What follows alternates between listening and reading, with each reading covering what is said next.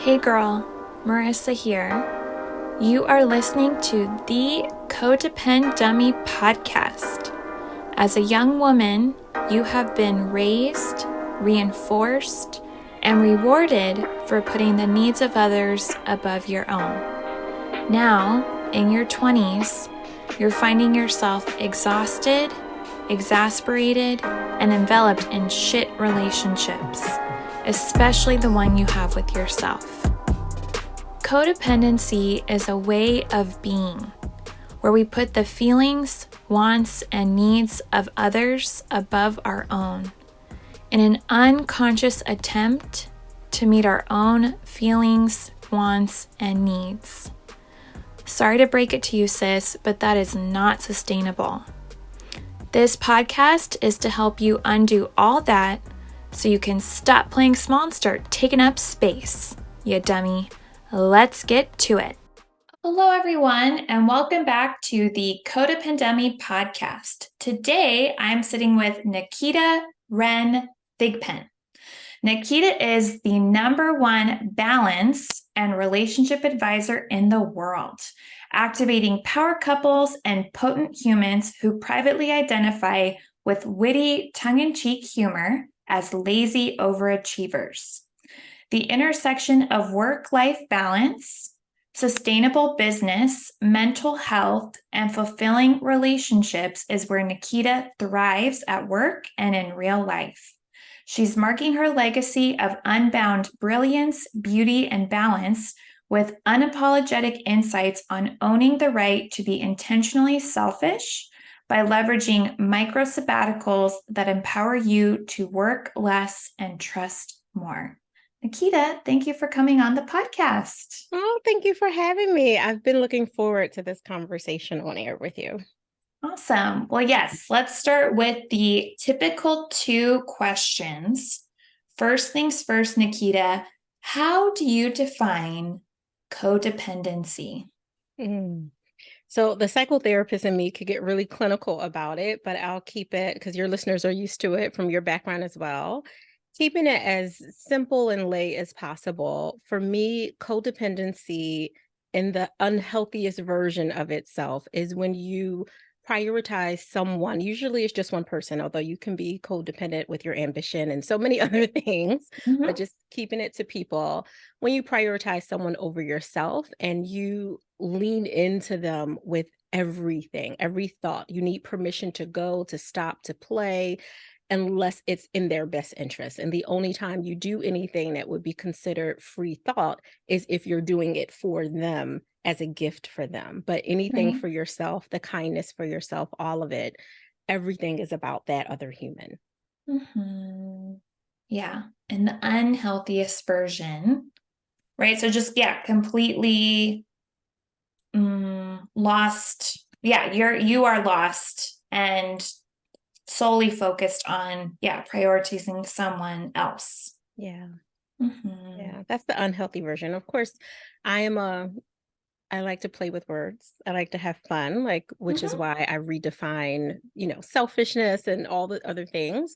So when I look at what could be a quote unquote healthy version of something that has such toxicity and heaviness around it, fundamentally from what we know from the dictionary, I think sometimes you can have fun codependently. If like yourself, you're a twin and I have 2 children, and sometimes you could really leverage them learning to look at the other person as the priority in a moment so they're not being self-absorbed. So there is a way to play with it in a positive, but Right, like all things, pun intended here, you have to have balance, right? Like right. it typically is negative, it typically is unhealthy, but if you can change your perspective about what you can do with something that's so heavy and technically so ugly, you can make the weirdest thing beautiful.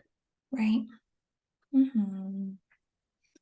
And I'm curious, Naketa, typical question number 2. Do you have a codependent experience or relationship from your own life that you Mm. can share with us? How much time we have? You said Oh, there's many. So I would say earlier on, just keeping it in my adult form, because I could go way back. As Mm-hmm. an adult, I think my earliest codependent relationship was honestly with this fictitious version of my mother. I wanted Mm-hmm. to see her. My mother is still to this day in 2023 still heavily addicted to substance abuse, has severe mental health illness, challenges with her health and all kinds of skewed views of the world, and abandoned me at a very, very early age. And when we tried to have a what I thought as a 12-year-old was a healthy relationship, it was really so she could use me to preventify my, at that time, younger brother that she was carrying in her womb because she didn't want to be a mother again. And of course, Mm-hmm. I didn't know that. I'm 12, right? Like, what do I know? Right. I know that there's this little human that's coming out, and I'm being a big, good sister that then becomes the parent. So there was all of those layers to that. But I Mm-hmm. kept trying to paint this picture of this woman who she was not as what I wanted her to be. So my codependent relationship with her was really prioritizing her possibility, her potential. And I would carry that on into my life as I became a trauma specialist and a psychotherapist and all the things, right? We lean Mm-hmm. into the helping fields because we want to serve, we want to help, we want to heal. And many times our subconscious reason is not always a forethought that we lean in so heavily and so severely into helping fields of whatever your, as you're listening to this, if you're a coach or a strategist or accountability consultant or whatever you are, many times you lean in because you're helping a version of yourself or trying to correct something in your own past by helping other Right. people. And I wanted to save my mother, right? Like I wanted to create this version of stronger families through the image that I thought she could be, that she wasn't, and that she couldn't be because Mm-hmm. of her own illness. And so my relationship with that was every relationship that would come to me, you know, platonic girlfriends, friends, as I got a little older, lovers, they were all versions of me wanting to help her. Mm-hmm. They would show me who they were and I wouldn't believe them, right? Just like my mother was showing me who she was. And I'm like, no, if I just love a little longer, if I just hold a little tighter, if I be a good girl, like all those things. And it trickled into my other relationships. So being very honest about the answer to your question, she was Mm-hmm. probably my first codependent relationship. Everything was about proving myself and showing her that I could and I would and she wouldn't have to worry, right? Like I wouldn't be the burden, wouldn't be the problem. As I got a little older, 'cause my husband and I have been together since we were 17, friends since 13. And yes, for those listening, I did have a few relationships before him. I know I was young, but once we got into a relationship and started to look at each other as young adults and started to be a little healthier in our mindset, we literally grew up together. I realized, no fault of his own, because it's not about the other person, it's about yourself. I started to look at him for my happiness. And I remember the day we were married at 22. And I remember when he said something, I don't know what, I was probably get on his nerve about something because I was always a very ambitious, overachieving human and always Mm-hmm. talking and thinking out my thoughts. And I said something. He was like, babe, you need a hobby. Like, you need to do something that makes you happy because I ain't it. Like, I need something else. And I Well, realized that I was putting so much energy into what I thought, again, transferring from that early relationship, what I thought I needed to be or do for him. I thought there was a version of me that wouldn't be fulfilled if I didn't need my man, right? Like if I didn't need him and he didn't need me. So I was constantly, I wouldn't say physically smothering because I always had 3, 4, 5 jobs, was always in school, like proximity wise, I always had something going on.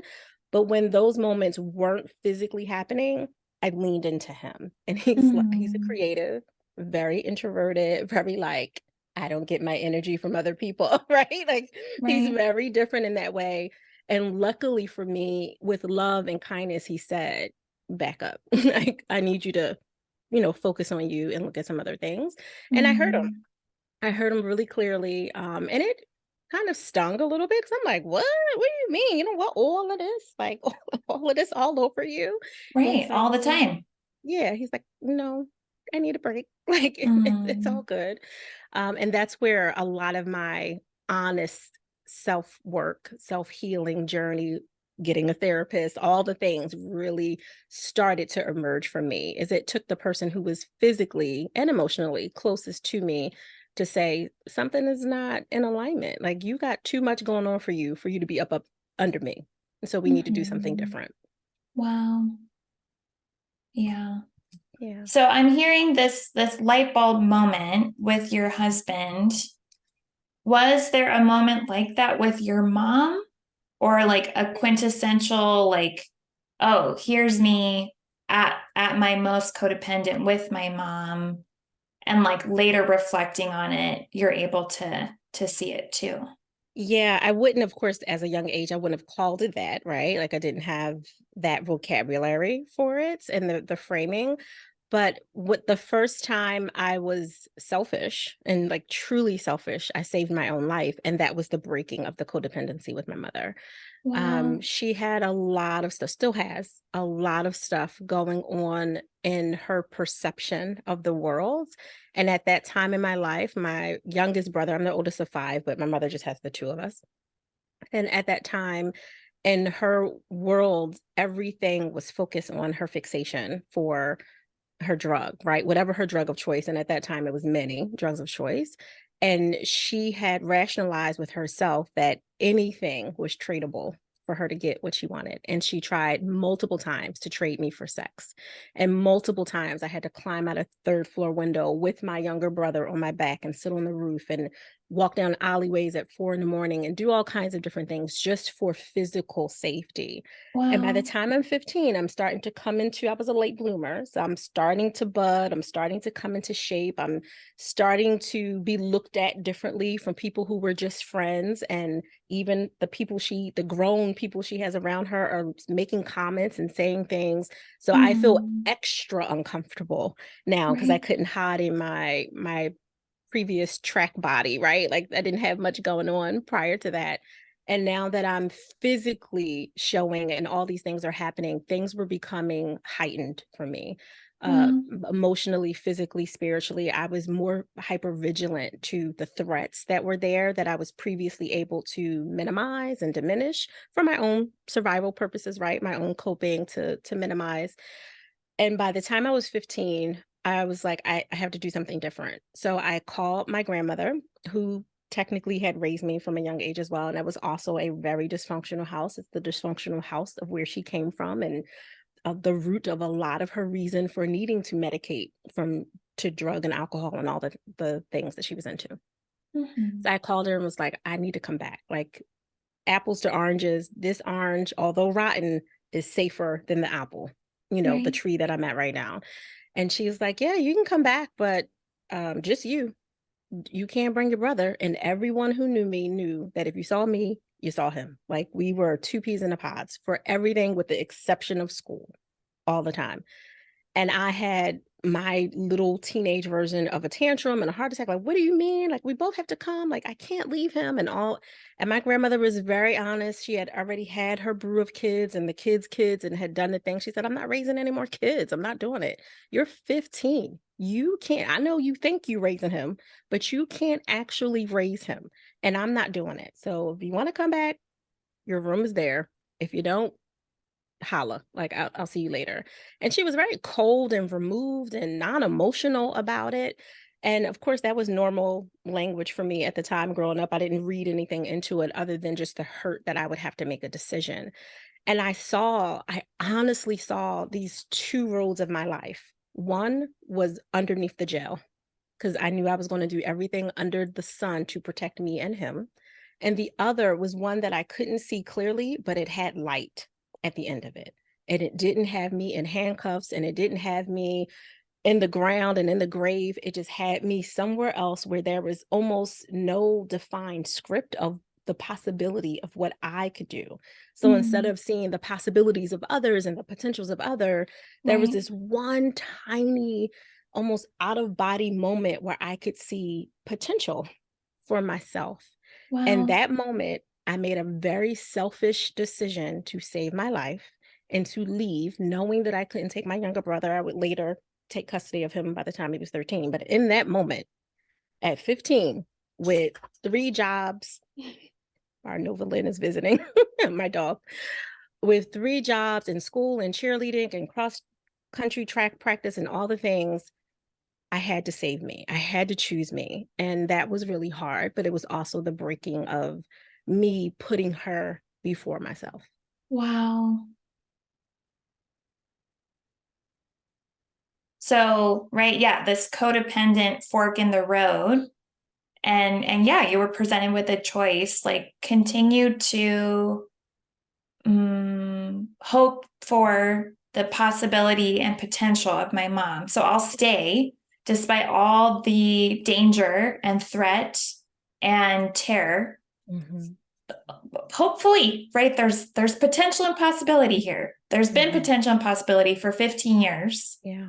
Or, yeah, really let go of the potential and possibility of her. And Mm-hmm. yeah, like you said, you weren't able to articulate it back then, but the potential and possibility for yourself. Yeah. And it's Mm-hmm. hard, right? No matter what your age is. You can be 30 some, 40 some, 50 some, 20 some right now thinking, "Oh, I see the potential and possibility in people." And sometimes I hold on. One of our bishops a long time ago said, sometimes the issue is we make 5-minute people 1 hour long conversations, right? Like we should have stopped that conversation a long time ago, but we hold and we hold and we hold. And I had been doing that for years with many people in my life, but they all anchor back to a symbolism of me trying to do it with my mother. There was also my father who had been in and out of jail and who was making babies, right? I said I'm the oldest of 5 that I'm aware of, right? Like there's all of those other conditions, but there was a different relationship with my biological mother than with my father. And part of it is because he Mm-hmm. wasn't in proximity as long and as often as she was. And I saw that thread, if you will, show up in many other relationships. I saw it show up in its own way, even after doing my trauma work with therapists and spiritual counselors and all the things. I saw it show up in my business. I saw me start this business. Our company is 12 years old, and I saw it the first, oh my goodness, the first few years, a mess. Do you hear me? Mm-hmm. A mess. I mean, on the outside, beautiful website, right? Right? Like all the things looked a certain way, but just like many of us in real life, our beautiful skin and our makeup and our routines to, shape and sharpen and polish. But if we were to pull that blouse apart and look deeper inside our gut and our energy of what's really not happening, there was more doubt than there was dopeness. And my business was a mirror of that in the beginning as well. So it wasn't just my individual self, my intimate relationship with my parents or lack thereof, or even the intimate relationship with my husband and then my parenting. It was showing up literally from the bedroom to the boardroom of my Right. life. And I had to really look at all of those layers and get to each painful, messy one. Mm-hmm. Well, funny that you mentioned that, Naketa, because my next question is, what does work-life imbalance tend to look like in those struggling with codependency? Yeah, that's a tough one. So for me, just giving a little context for your listeners, my definition for balance is a formula. I literally call it work, life, and love because selfishly, I'm all about the love of your relationship, starting with the love of yourself. It doesn't always have to include a technical other human, right? But the formula is T like Tom over B like boy. So look at it as a fraction for those of you who are listening and not watching. T over B. So the T is admitting the truth of what you really want, not just what you need. Let's assume that most of us are familiar on some level with Maslow's hierarchy of needs, and we understand that safety, security, food, shelter, basics, we need that.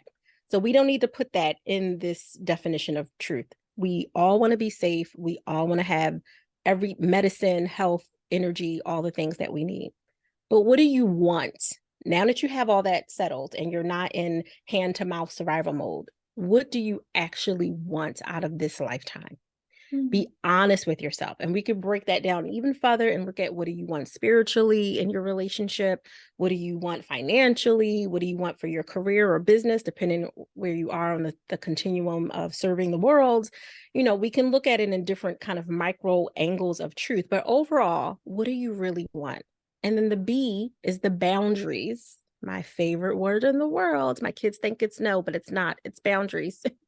The B for boundaries are what you are creating to achieve that truth as your reality. So if I say, you know what, I want to be, uh, I don't know, a secret philanthropist that has libraries and wings to hospitals all over the world in names of my favorite characters of fiction books or something. I know I totally made that up.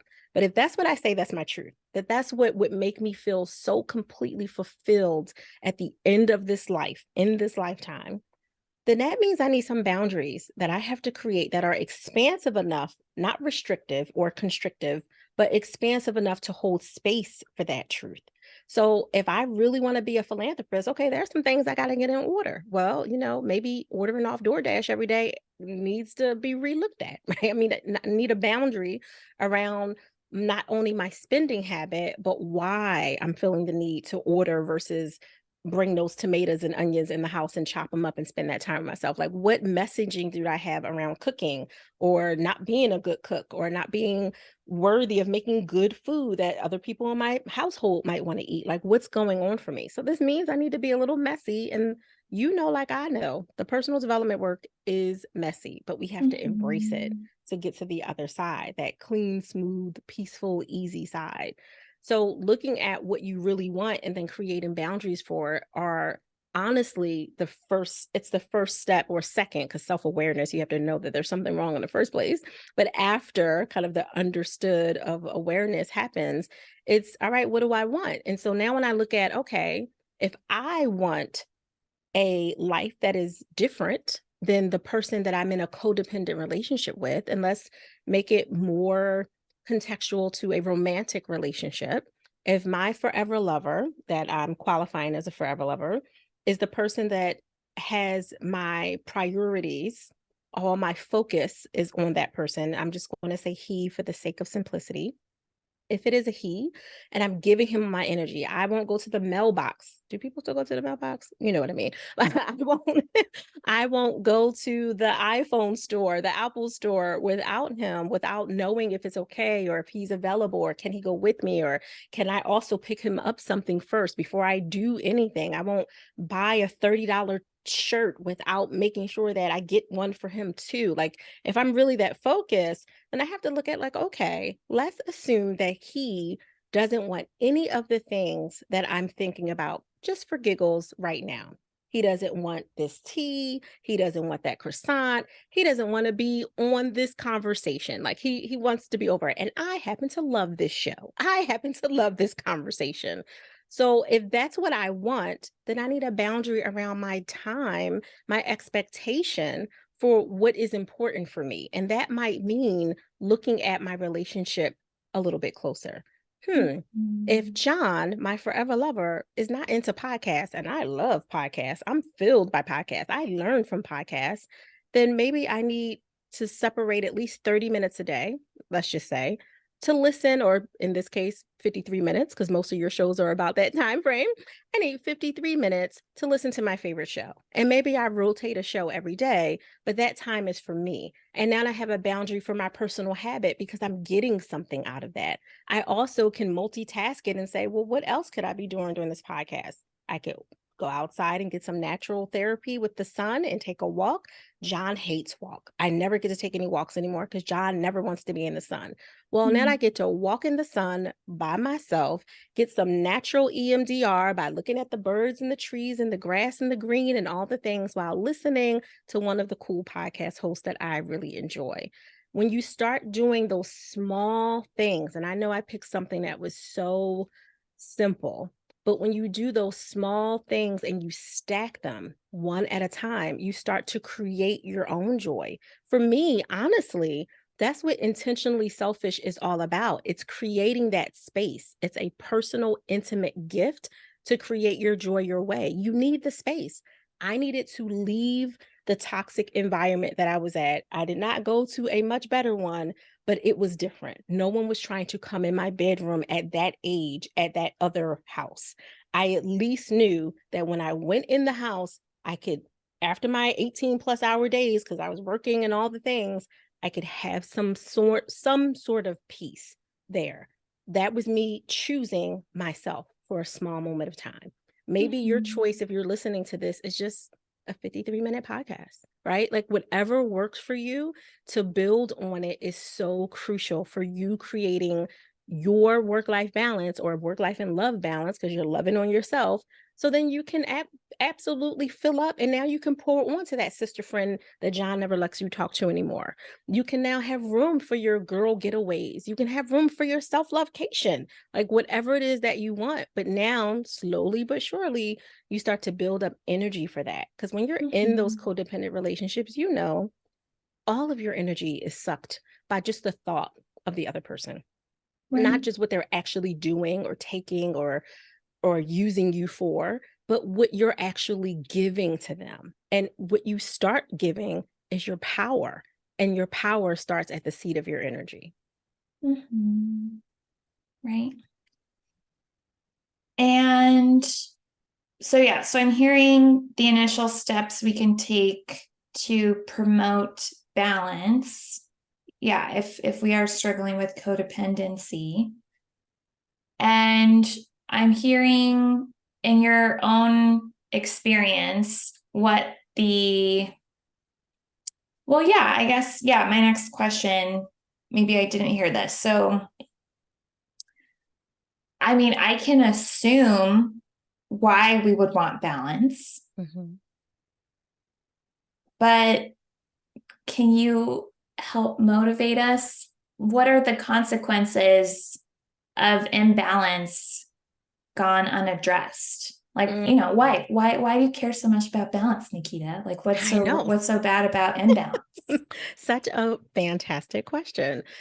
Well, I selfishly, personally care because I know what life looks like for many humans. I've served over 20,000 people at this stage. I know I look very young, but that's just good skin. That's good skin and lots of water.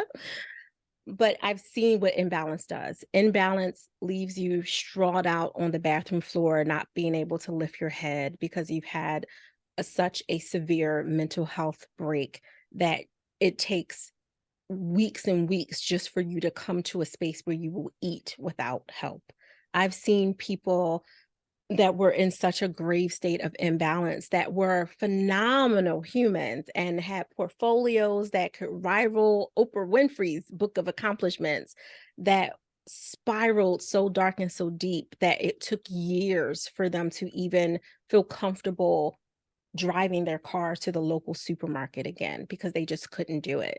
Imbalance can go all the way to the left of the darkest, deepest hole possible.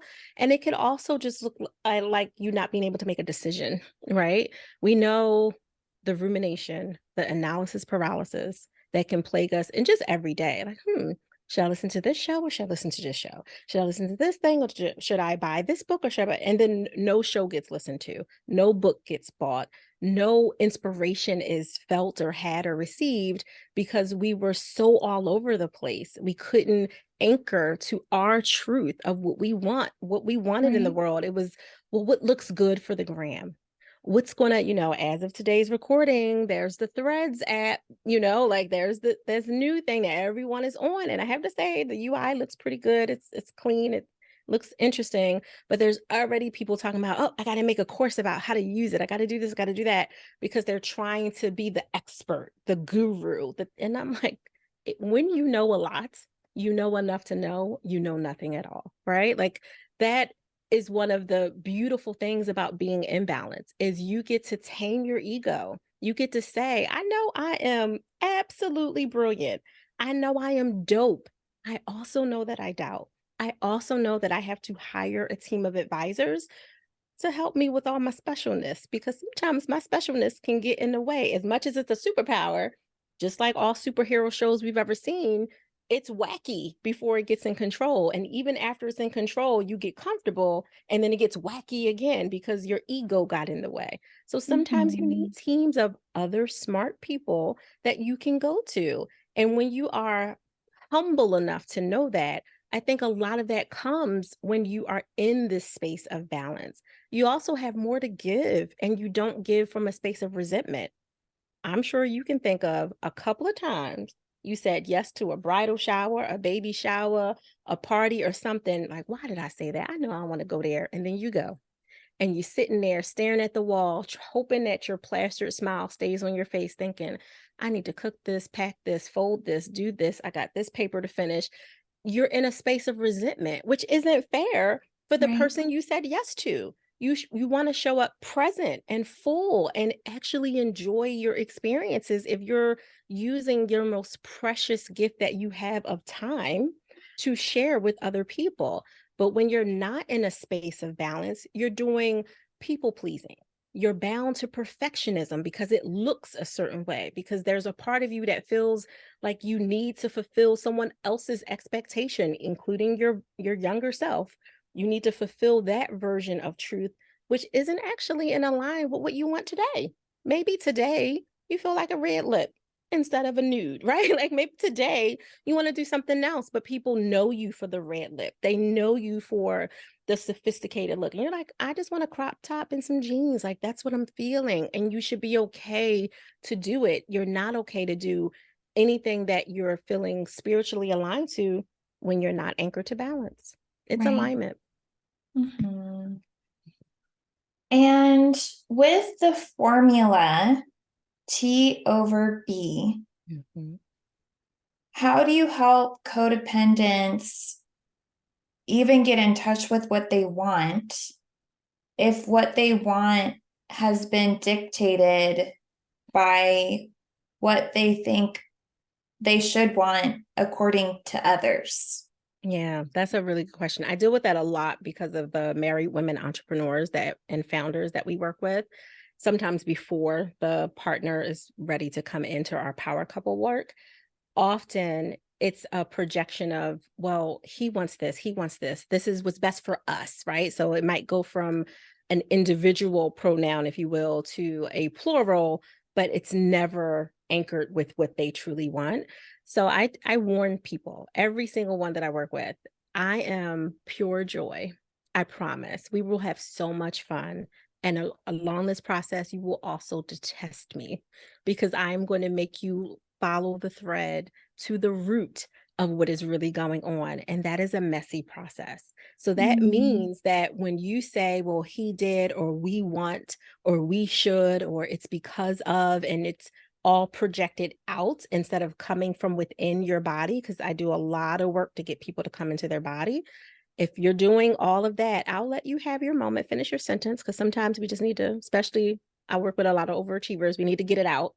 Go ahead, take this 2 minutes, get it out. Do you feel complete? One of my favorite questions. Do you feel complete? Yeah, I think so. Okay, great. Everything that you just said was not the answer to my question. My question was about you. So I want to take you back to your 5-year-old self, your 7-year-old self, your 12-year-old self. Like sometimes we have to go back. Sometimes it gets very, very deliberately hard. There's another word that I'm thinking of and I can't bring it. Morbid. It gets very deliberately morbid because I'll ask people, it's 2:51 p.m. Eastern Standard Time because we're global. We work with people all over the world. In about 9 hours, it'll be the end of this day. That's the end of your life. What are you going to do with your time? You only have 9 hours left.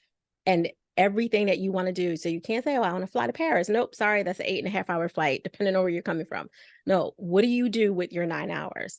You mm, have to make this work. So we do a lot of psychotherapy like talking, but I'm a balance and relationship advisor these days. I just use my clinical tools as part of a suite of other things that I do with them.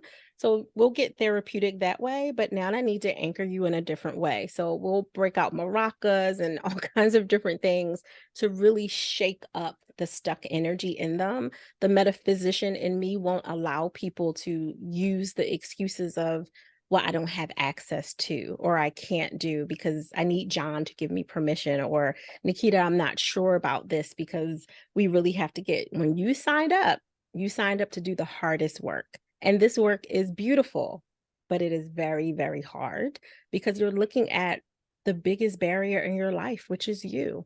So to answer your question, it really is helping people come into center, which is to themselves, and respect their own higher God mind and not just look outside of themselves. Mhm.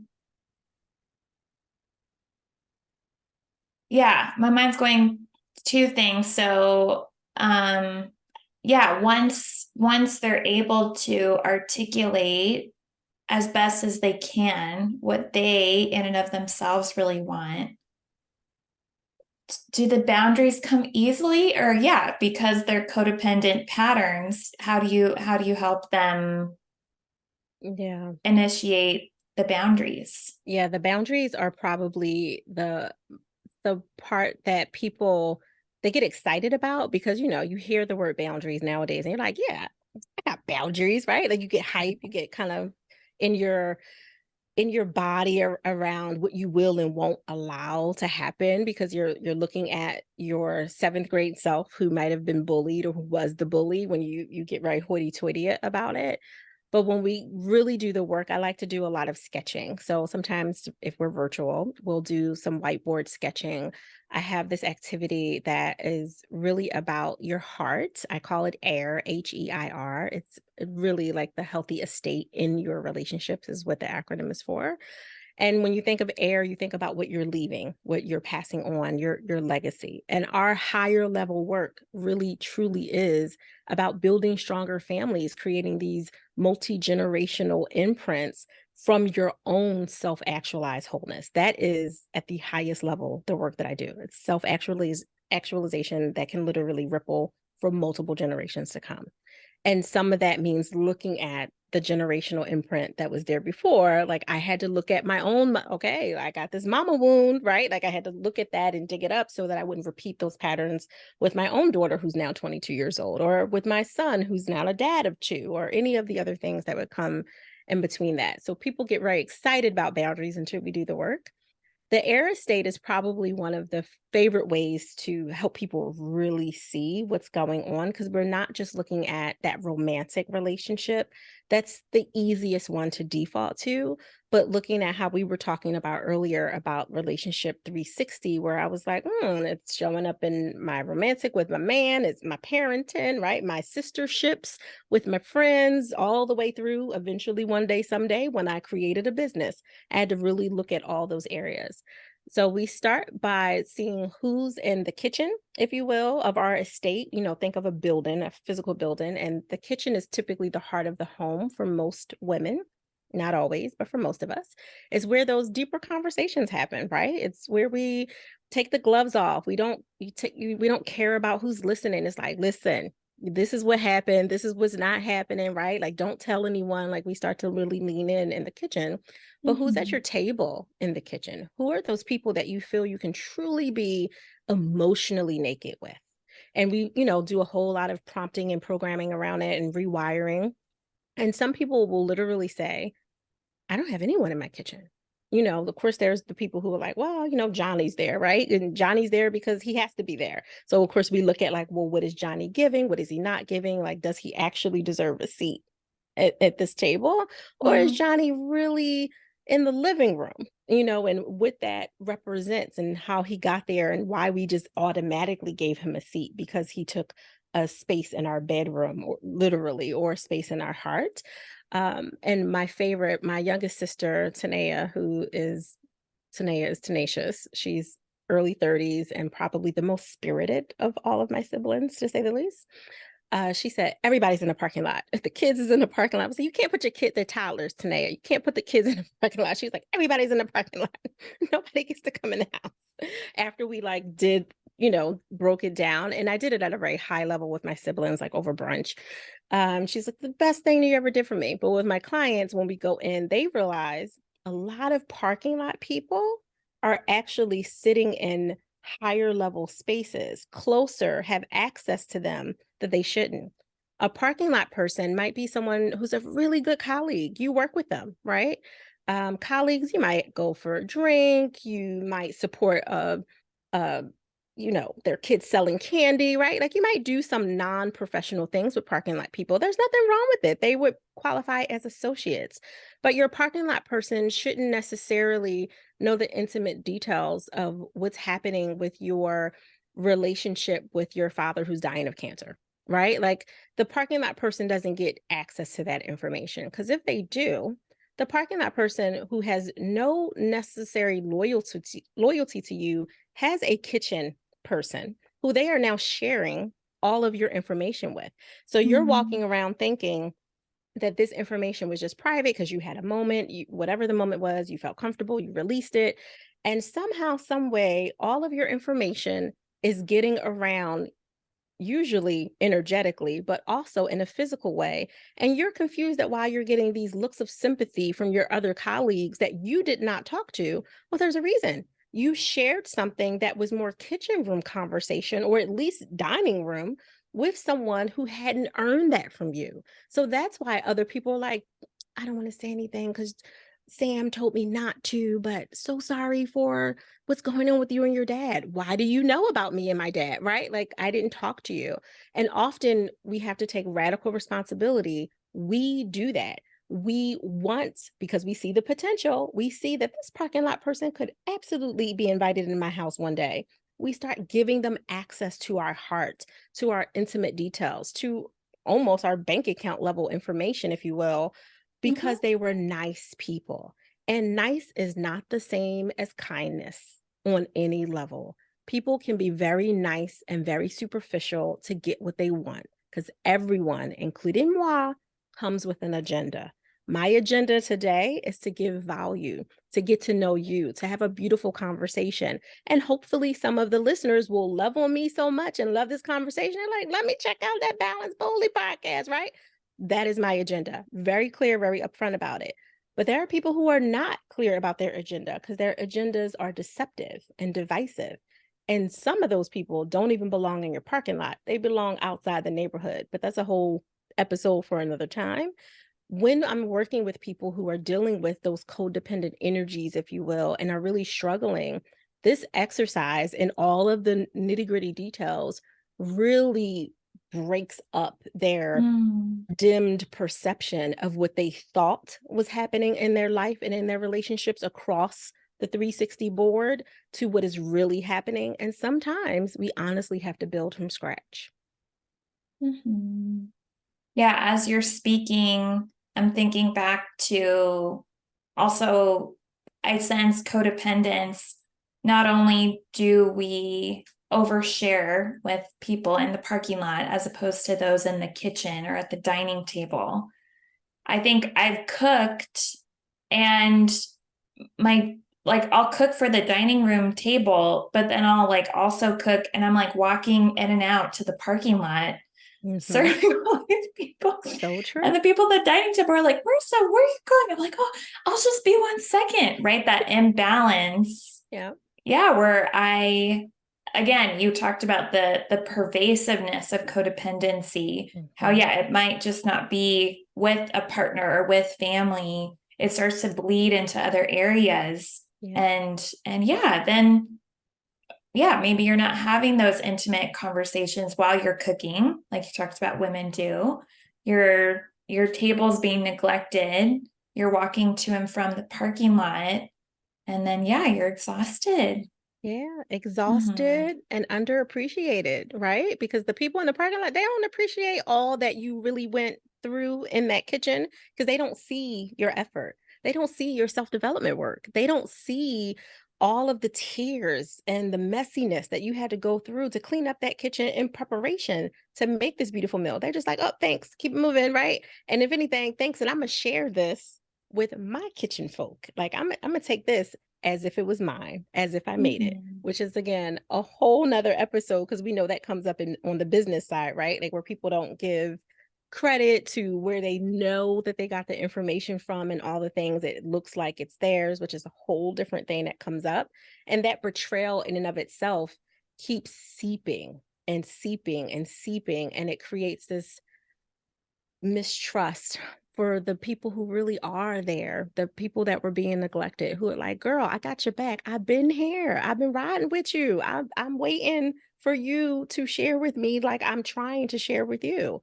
And I would say the other thing that comes up for a lot of the people who are dealing with that codependent energy at that time that circles through other relationships is sometimes the Johnnies and the Jills and the Janes. I don't know none of these people, by the way, guys. I'm just making up this J name because it feels good when you say it. They are sitting in the kitchen knowing that they are there, not earning that position, not earning that seat, but getting all the goods so they can use it against you later when they want to manipulate you further. And that's really hard because now you find yourself. I have a client that I'm thinking of in particular, amazing, amazing, amazing human on every single level. And she has a BFF of 20 plus years that is extremely manipulative. That when we dissect it and look back, and it takes multiple sessions sometimes because you can recognize it in one session and it could be many, many other sessions before you're ready to actually implement or execute a different change or different way of being with that person. But she realizes I'm always the one who calls. I'm always the one who gives. Whenever I need something, it's a quick yes, but an excuse to follow and a no show on the other end. Like, yeah, girl, I got you. I'll come to that party. I'll come pick you up from the airport. I'll come. And then she gets a call. Oh, I'm sorry. My stomach hurt. Oh, I'm sorry. Oh, I can't do it. Right. Like it's a quick yes because she wants to like feel like she's in the relationship to confirm her seat at the table, if you will. But then her actions tell on her every time. And it's been over 20 years. And she's in this space now that she's ready and willing to receive this time to do the work. She's in this space where she's looking and saying, you know what? Whenever I'm going through something really horrible in my personal relationship, she 100% is there for me. She wants to talk for hours because she loves the drama. Like she's seeing it different. Where before in the previous sessions and hours, it was, well, no, she always takes my call. She's always, whenever I'm going, I'm like, yep. But when you got that award for X, when you finished your first doctorate, when you did this other great thing, when you did that other great thing, when you hit this business level, was she still taking a call? Was she still available?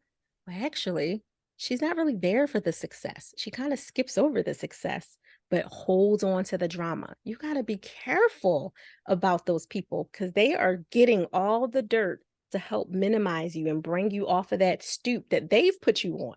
You didn't put yourself on a pedestal, they did it. And they're trying to bring you down in its own sick way. That's another way to manipulate you, the same way someone who doesn't deserve you on the other side of a traditional codependent relationship would do. Mm-hmm. Yeah. So T, truth of what I want, over B, boundaries. And for the codependents struggling with, well, what is it that I want?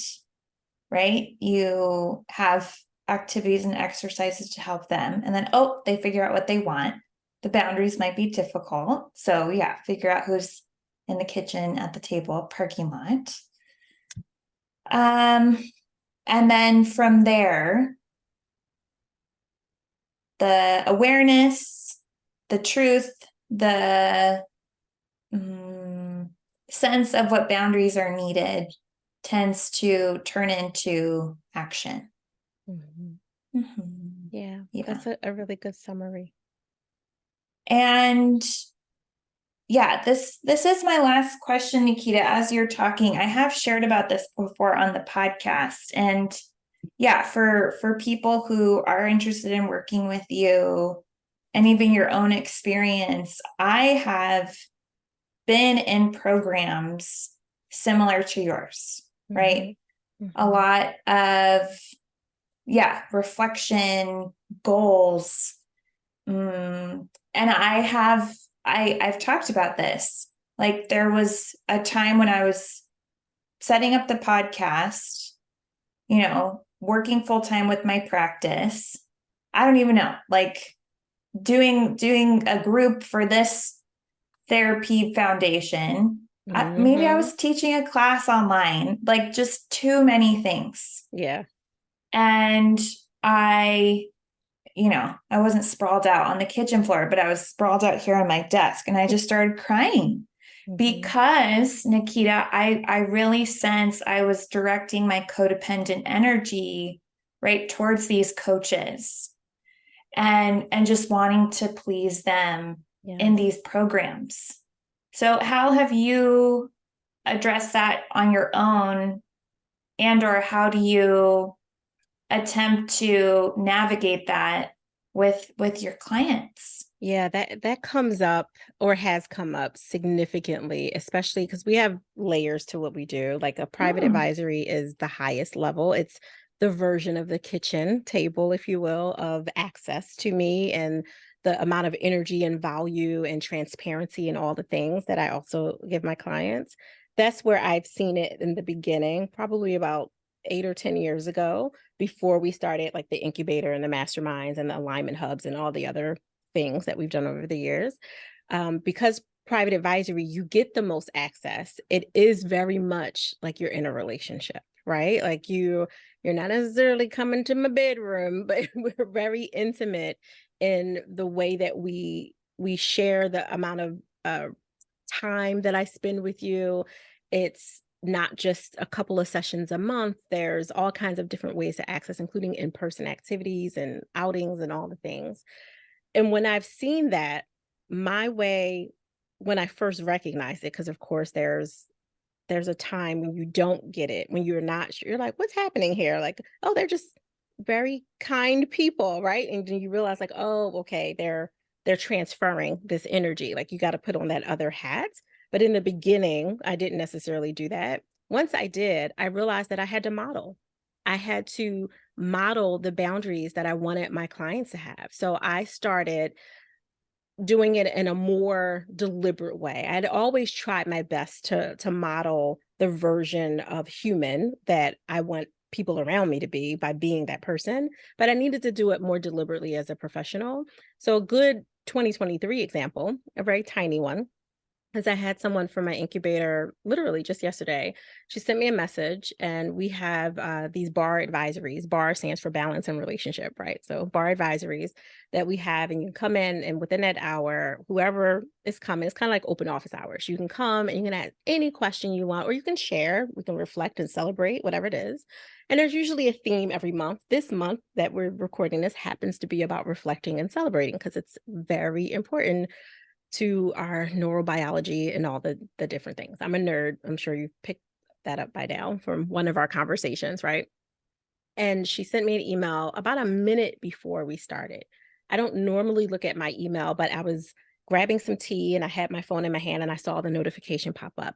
And she's like, hey, Naketa, I'm running late. This is amazing. I'll share when I get to group. But I'm probably going to be a half an hour late. So if you could just stay for me. And the reason she said that is because my boundary for all of the coaches in our incubator is you stay 15 minutes max, usually 10 to 15 minutes, but you stay 15 minutes to give people an opportunity, tech issues, whatever, traffic, to be able to jump on the call. When it hits 15 minutes, I don't care if you see the person coming in to the room. You have full permission and integrity to end the session because the session is over. 15 minutes is a beautiful, ample amount of time for grace. So that's why she was giving me this heads up, like, just in case nobody else comes, I'm coming. I'll just be a half an hour late. So I appreciated her heads up.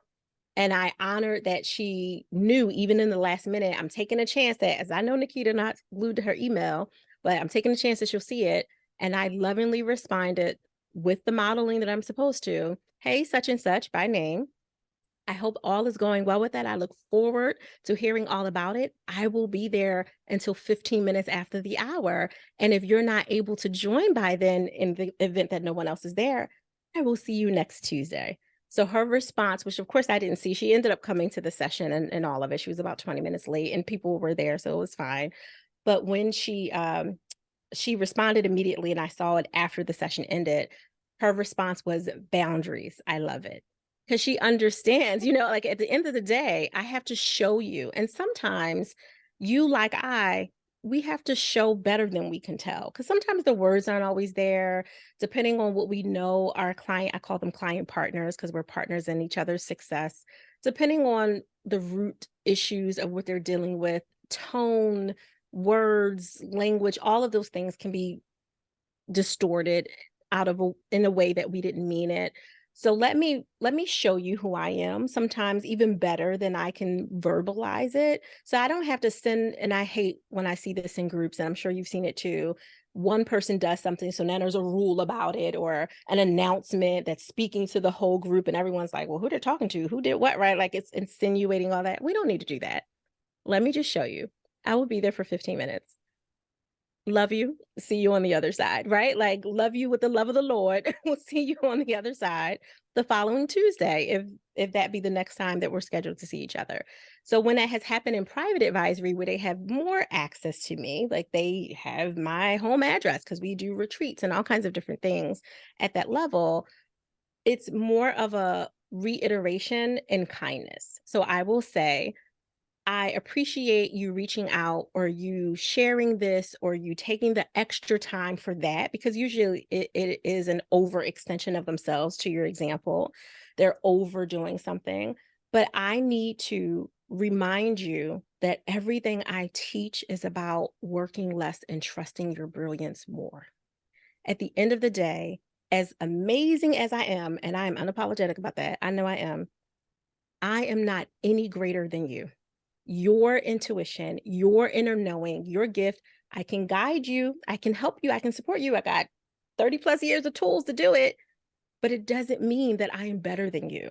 So in this moment, you need to take that time. Like we built in a permission to pause week inside every single program for every single month. There are no sessions that week. No, you cannot access any coaches. Like this is on purpose because I want you to have that time for integration, for embodiment, to celebrate. Like if it wouldn't mess up the microphone, I would shake the maracas for you right now because I love your question, right? Like I want that to be an embodied part of your experience. And I also want you to not need me. The same way that when my husband and I had a clarifying moment, we made it clear that we would not need each other. We would stay together because we wanted each other. And if that changed, we need to either bring in a third party and get some support and some tools and some help and all the things, or separate, period. Because the minute we start needing each other, it leans too close to that codependency that personally, with all of my history, I'm not willing to become her again. I've healed and I appreciate her because she got me to a certain point, but I don't want to be her.